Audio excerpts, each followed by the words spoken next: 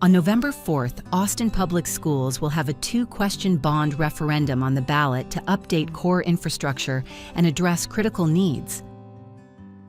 We have some accessibility challenges here at Nevelin in an older two-story building.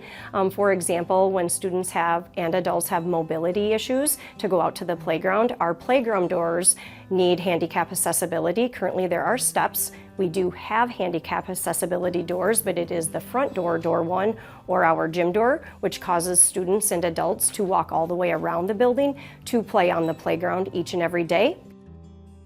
The proposed project will ensure all buildings are ADA compliant and accessible for all students.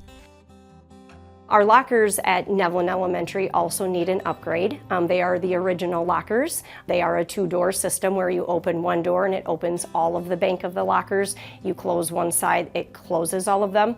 For safety issues, especially for kindergartners, sometimes we remove all of the doors so that they can access the lockers safely, but also for mobility issues for students to safely access the lockers.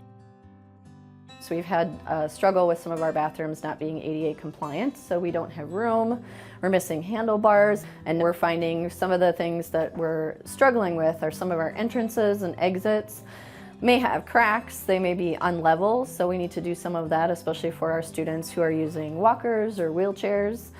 Those bumps can be a little significant in some of those situations. We should invest in our buildings, all of our buildings across the district, but especially Nevelin, because I feel that our buildings also show our core values of our entire community. Our community wants safe, upgraded learning environments for all of our children, but especially here at Nevelin, that are ready for kids in this current time in 2025. Exercise your right to vote on or before November 4th.